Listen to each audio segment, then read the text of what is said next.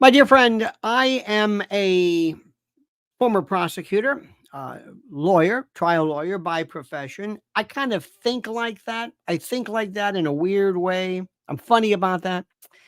And I think in ways of things like probable cause and reasonable doubt and proof of evident presumption great. And I've worked with great policemen, police officers, detectives who will look at something and will say, you know what?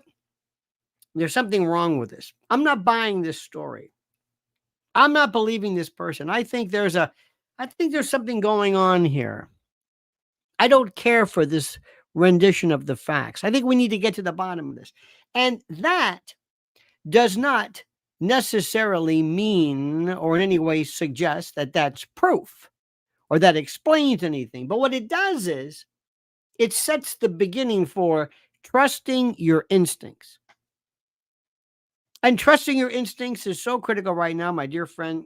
I can't believe that. First of all, let me thank you for joining me here at Lionel Legal. This is the sister, so to speak, channel of Lionel Nation. We tend to focus on things that are juridical, that are jurisprudential. But as you will probably note, the more that we look at things, the courtroom and the ballot box and the hustings and the media are all kind of interrelated.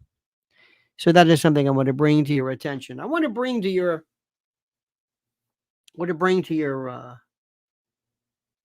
attention this. It's very easy for people sometimes to believe that this Diddy thing is just big waste of time. Doesn't really matter. It's another rap thug getting in trouble, and who cares, and it's not really that important, and so what? Yeah. Or maybe you might be one of these folks that says, look, there's always been these people. There've always been these people around, and there's nothing you can do to change it. That's just the way it is. Let me tell you something. This is the tip of the iceberg. This is the absolute tip of the iceberg. And what he represents, if he goes down, if he speaks, if he starts to squeal, if he lets people have it, if he opens up, if he drops the proverbial dime on these folks, you have no idea what this is going to mean ultimately to a lot of people out there. I mean, from the highest levels. Spend some time going through all of the people he has been associated with. From 1999 with Jennifer Lopez, Justin Bieber, Usher, Fiddy, go down the list, Obama, Oprah, Jay-Z. Listen to the words of Cat Williams. Listen to the prophetic words of Cat Williams. Cat Williams is a genius. Cat Williams is someone that I cannot in any way put into a higher platform. When he appeared on Shannon Sharp, I kind of backed into this. I wasn't that familiar with him. He was a genius. Ladies and gentlemen, many of us are from what is called the conspiratorial pool. We are from the conspiratorium. We are, as Gore Vidal said, not conspiracy theorists. We are conspiracy analysts. And a conspiracy, in today's parlance, means something crazy, some lunatic, some fool, some jadrul, some idiot who says something that's, crazy about, making some connection between, I don't know what,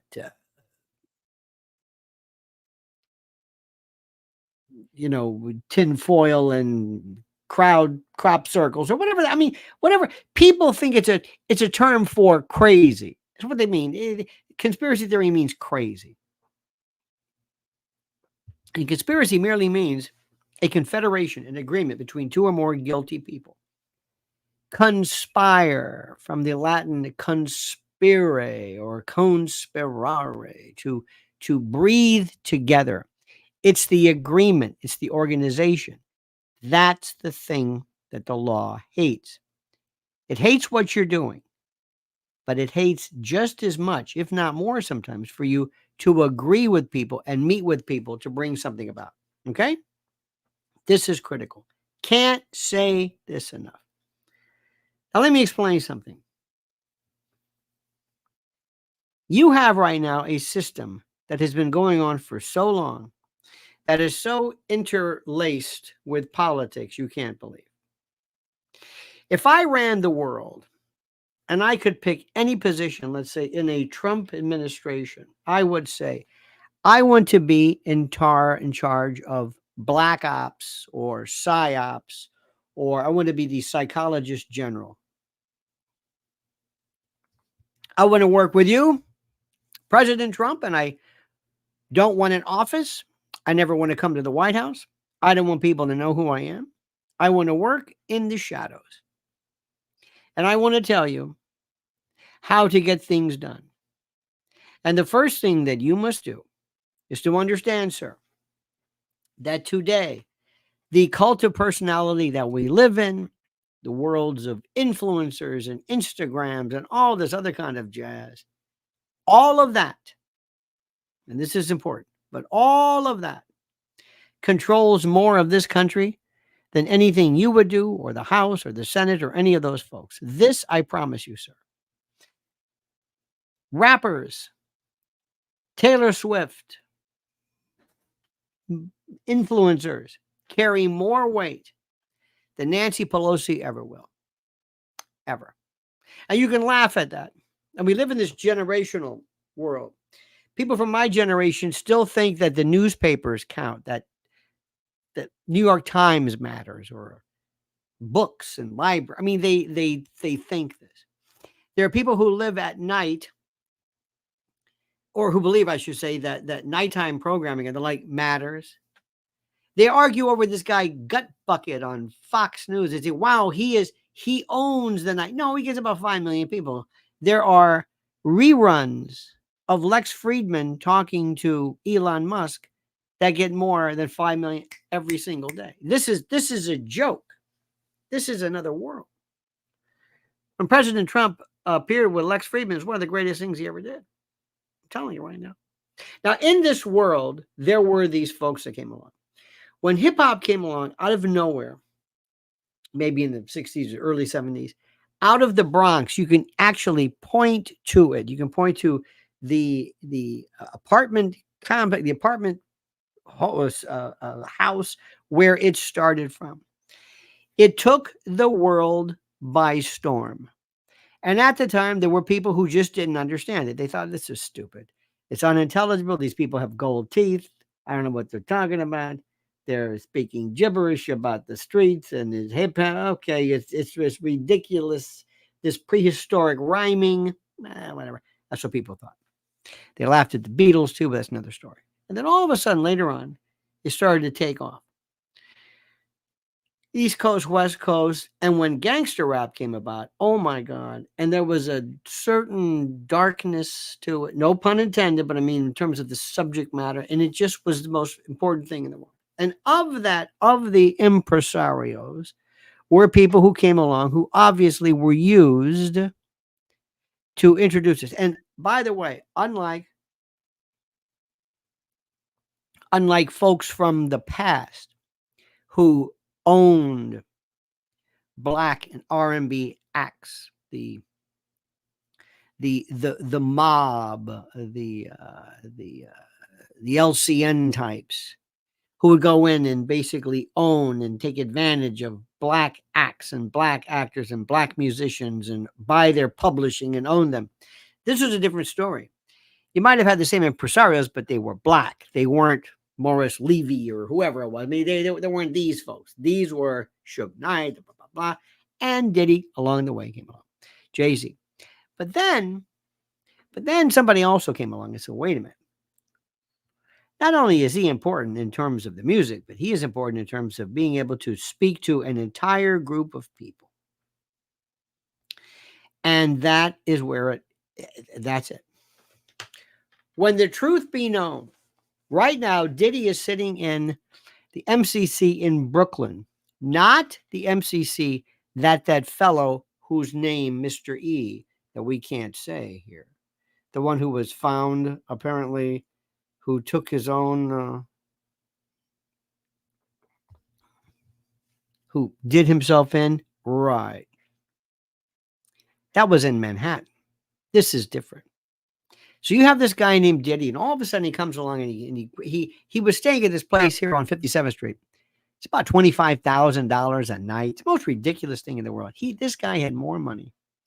And where he got it, I have no earthly idea. I don't believe for a moment that it came from his business prowess or anything like that. It doesn't matter. I don't know where it came from.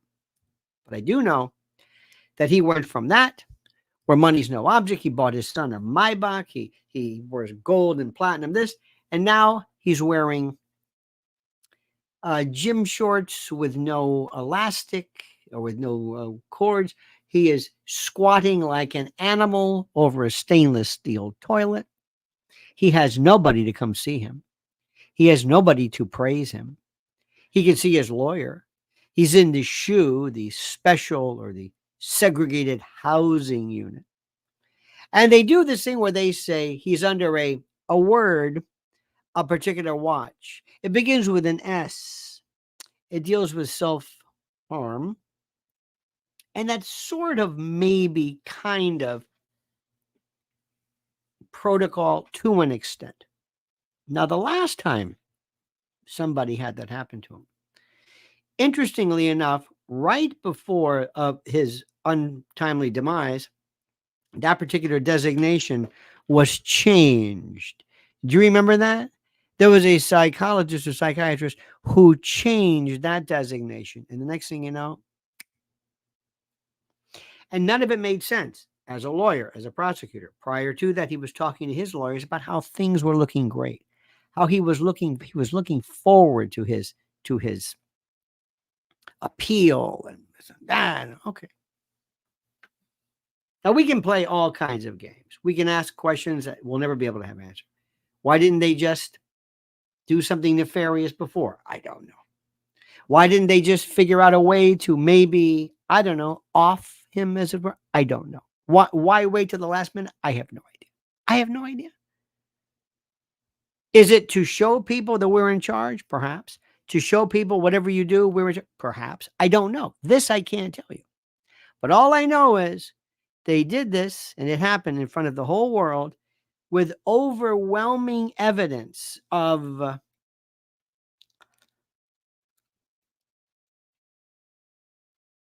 bad guys intervening. Homicide was the overwhelming evidence. Overwhelming. But nobody cared. And there's one thing that you can say about this country. I promise you.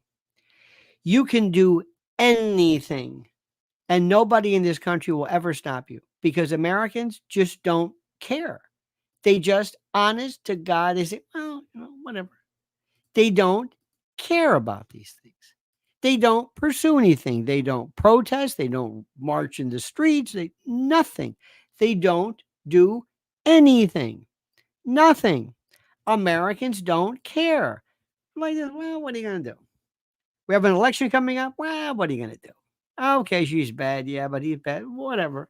They don't really seem to get it, sadly. So what's going to happen is he's going to turn to his lawyer just to say, what's the matter with me? What's going on here? They won't let you go. What do you mean they won't let me go? Come on. We'll put up all the property. No, they're not worried about the property. Because remember, there's two aspects to bonds which are important. It's to ensure your appearance, but also to maintain that you don't seek or do not represent any harm to others. It's to protect society, but also to ensure that you're there. Well, he said, well, I'm obviously going to answer the question. Well, that's not what we're worried about. And of course, the prosecutors are turning all of a sudden, they're looking at these text messages. And the question that he's saying is, why all of a sudden now? Why did this terrible event in 2016, why is this coming up? And you have no idea what they are up at. They are opening up everything. The shooting in 1999 with J-Lo, the people who've settled before who want to reopen their case, people who are going to challenge NDAs, people who are not how do I say this? People who would normally be out of the system now are going to say, wait a minute, is there more money to be had? We want to pick him clean. Then you have other people who are his contemporaries and the like who would love to have him off of the scene because somebody then gets to own his properties, his stable of clients. So you've got more people coming at him left and right. Last night you had, this Oprah Winfrey thing that was such a joke. That was such a pathetic joke. It was very sad. It was very sad. With Gamala. I mean, just absolutely horrible. I grew up in the middle class. I mean, she can't get past that. Now it's a joke. Sad to say, it is a joke. It is an actual joke. It's a meme. Where whatever you do, whenever you drive through a Wendy's or you're in the drive-through or whatever it is, you start off with, I was in middle class. What? Yeah, I was in the middle of class and I was middle class. What are you talking about? This is her thing. This is her meme. This is what she's come up with. And it's we already know it. Well, I grew up in a middle class family. Okay, so that happened. Now, the people who should be worried are Oprah, Barack Obama, Jay-Z, everybody else. The question also to ask is, who has all of the videos? Who has all of the tapes? Who has all of the information from the freak-offs, these parties, where they had to buy lubricant in industrial size components for I don't know what? Lubricants. Not necessarily for massage benefits, but for perhaps ways of perpetuating and accelerating and facilitating violence. This is brutal. What we're seeing right now is you're going to hear stories you can't believe. Don't be surprised if you hear about somebody who disappeared, somebody who might have had something bad happen, somebody who might have been off, somebody who maybe a case, a disappearance or something that nobody thought about. And now people are going to start opening up this rat's nest, this rat's hole, you're going to be hearing things and it's going to be seemingly unending. Diddy's lawyer, I don't understand why he's saying, we're going to fight it. These people are just obviously trying to cash in. It's like, no, you don't benefit at all by saying anything on TV, unless you want to promote yourself somehow. And that's not promoting yourself well. You've got to tell Diddy, you're through. You're done. You're done. You may never see, well, put it this way. He'll be 55 coming up. He's 54 now. You could do 20 years, 25 years, easy on any of these. We're talking racketeering. We're talking trafficking, force, fraud, or coercion, arson, weapons, the same alleged filing of serial numbers and the like that we saw in the case of the presidential, the most recent, quote, attempt, though it's not much of an attempt, but we're kind of extrapolating. You're going to see women and people coming forward. You're going to hear stories that are going to make your hair curl. And you're going to say, who was there? Who saw this? Who in their right mind would ever show up to a party where somebody's got a camera, unless they were recording this surreptitiously? Where are those films and hard drives? And remember R. Kelly? That's what he did. But he did that kind of for himself. They knew about R. Kelly for years and looked the other way. And all of a sudden they said, all right, that's enough. Let me ask you something. Let's assume, specifically in the case of Mr. E, the one who was dispatched while he was in custody. What if somebody said to you, I have something you might be interested in. You are involved, let's say you, in negotiating with a country, a captain of industry, the monarchy, Apple, GM, Oracle, whatever it is, politicians, you name. And I have something. This goes back to The Godfather. Remember Senator Geary? Remember that one? We just played a game. That's okay. I'm glad.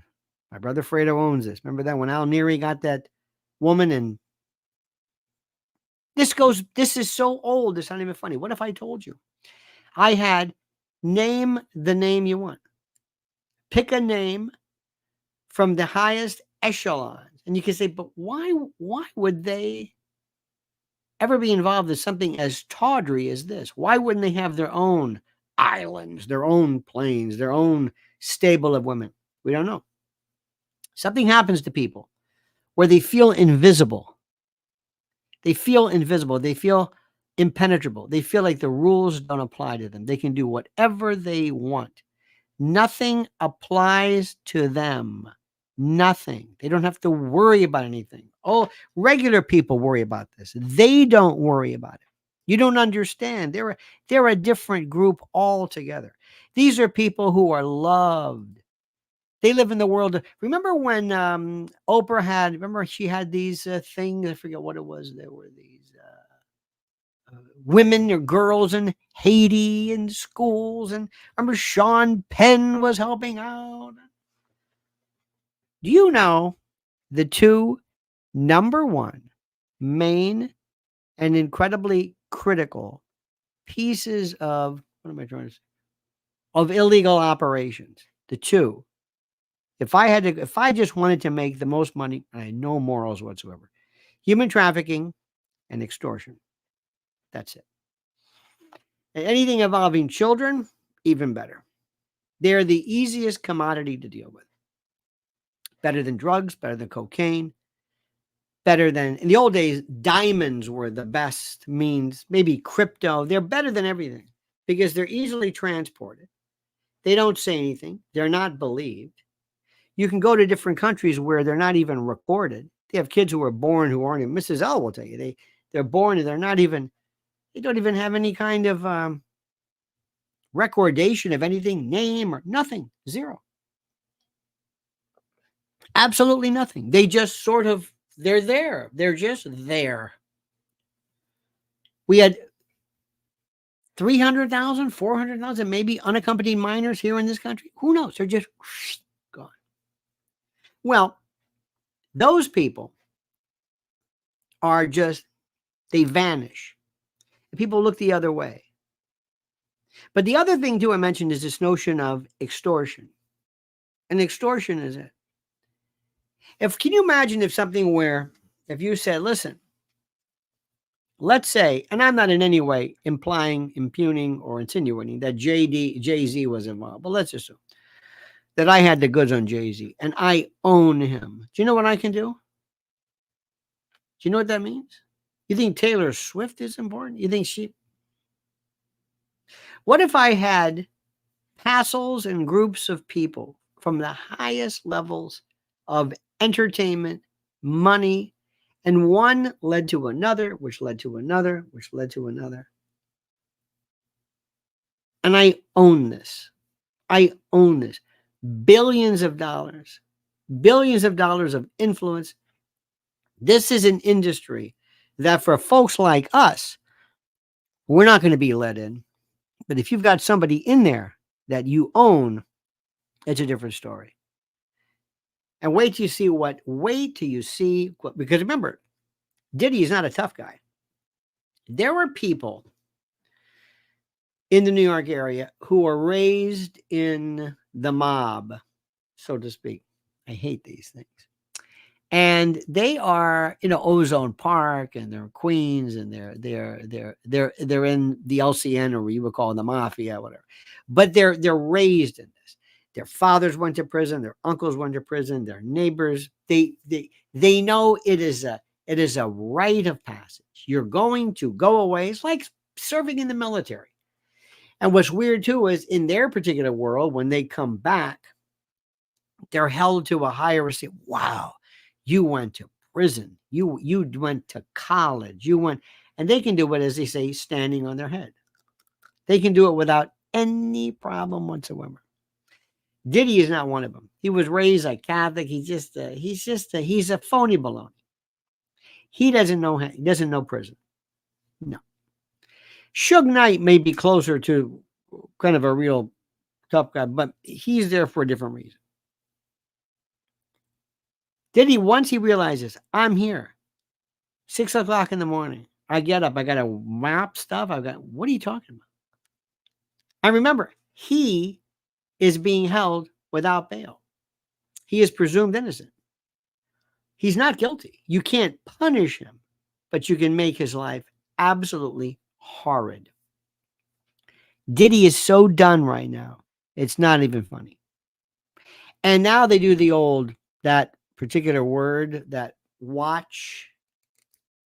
Got to be careful of algorithms, but it starts with an S, a particular type of self-harm watch. And what it does is, it's interesting because it like alerts people that, oh, he was on it.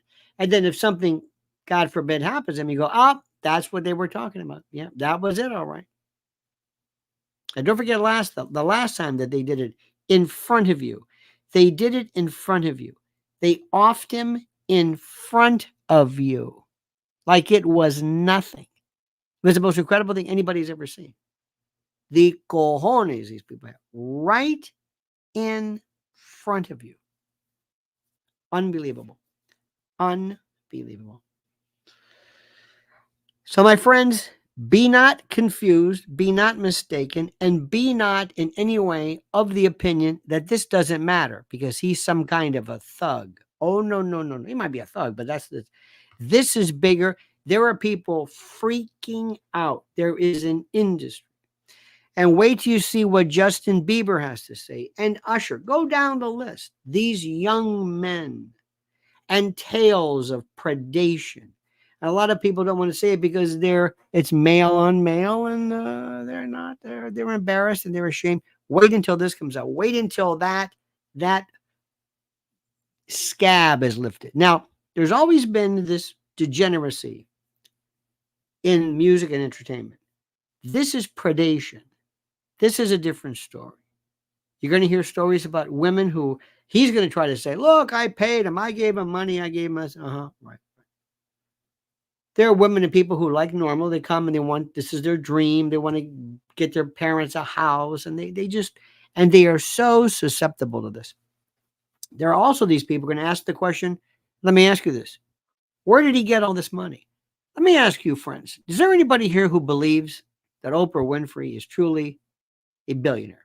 They say Selena Gomez is a billionaire, Kim Kardashian, Taylor Swift. Do you believe they're a billionaire? Do you? A billionaire?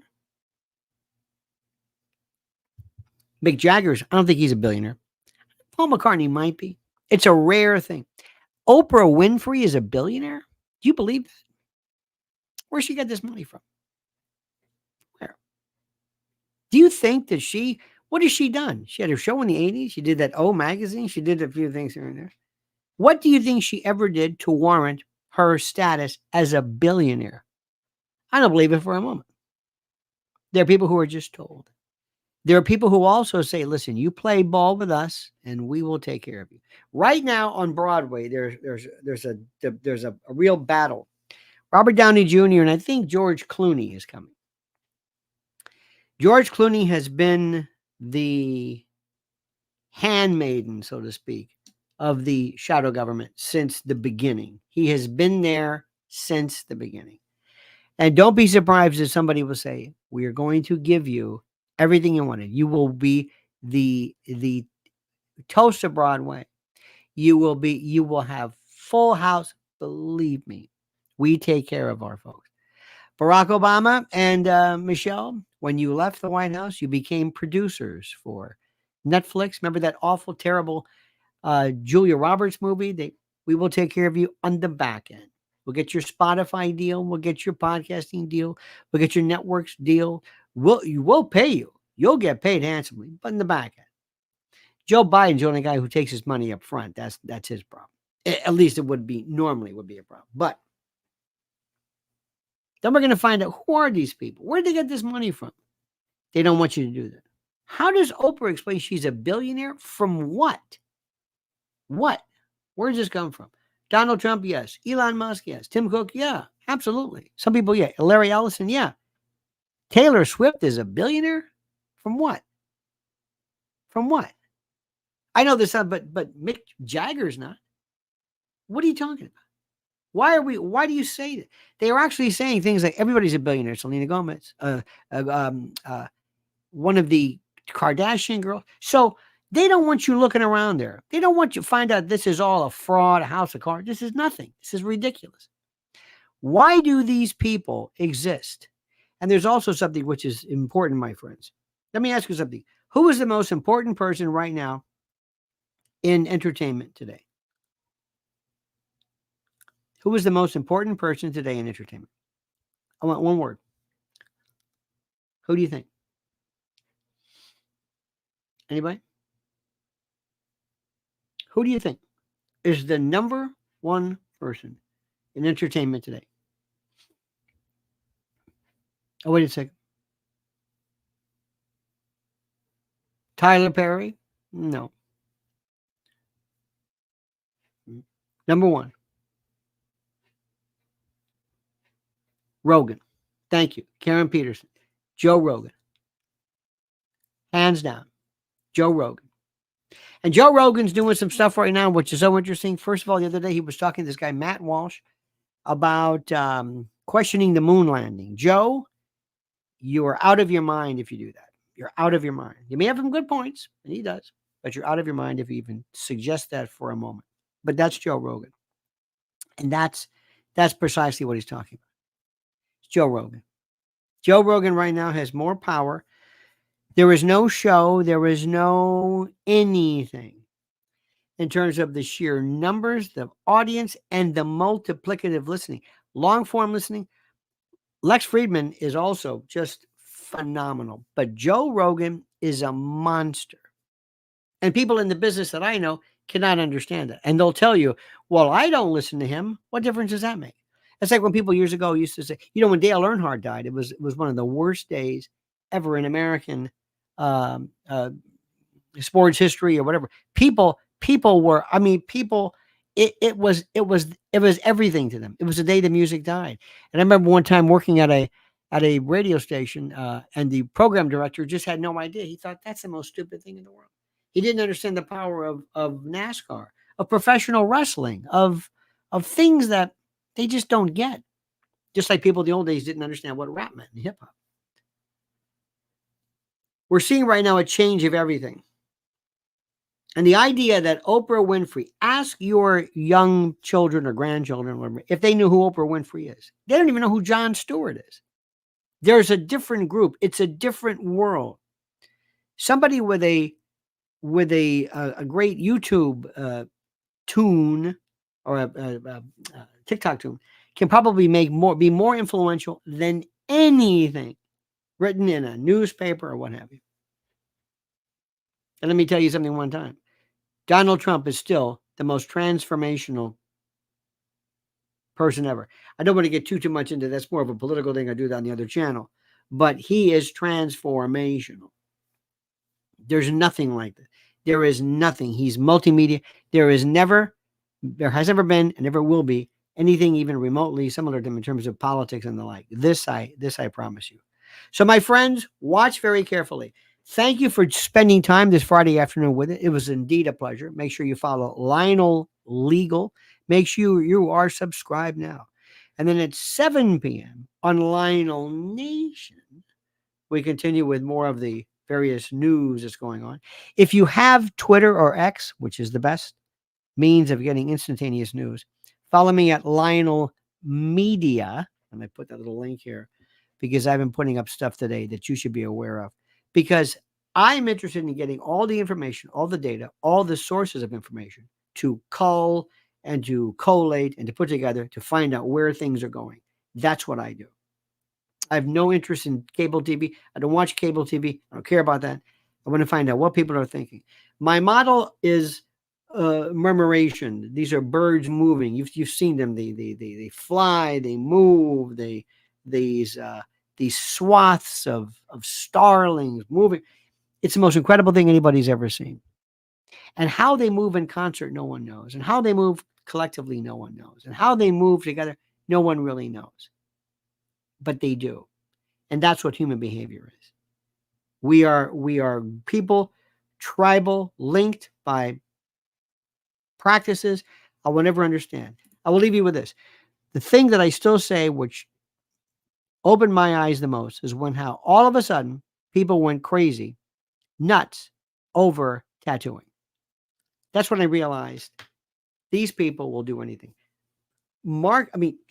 Destroying their dermal real estate permanently with the most hideous of designs that look horrible, that will turn into bruises when they turn to be 77. Didn't matter. They will do anything to be a part of the hip. They will use phrases. I love watching videos of people getting arrested. And the phrase you hear all the time is literally, bruh. Literally, I was literally driving, bruh, not bro, bruh. Literally, I was literally, I don't know what that, they think that means. I don't know what they think that means. Literally versus figuratively. I don't think they know the difference. But literally, I literally called you. I'm not suggesting, no, I literally called you. And I literally said, literally, bruh. So just like a phrase will become part of our thing. In the old days, not too long ago, it was hilarious. Everything was hilarious. Then bro came. Bro was a big deal. But the thing is, it's part of who we are. And there are trends, and there are patterns, and there are behaviors. And there are transmutations of this collective psychocracy that I'd like to think of us. And this is it right now. Do not misidentify the importance of Diddy. You have no idea how many people are sweating this out. And if something, God forbid, were to happen to this young man or this person untimely, you know what America will say? Nothing. Because we don't say anything.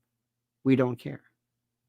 All right, dear friends, thank you so very much. Have a great and a glorious day. I'll be back at Lionel Nation tonight. Lionel Nation at 7. This is important. At 7 p.m. Lionel Nation. Make sure you're subscribed to that. And until then, remember, my friends, as I always end with this valedictory, the monkey's dead. The show's over. Sue ya. Tete.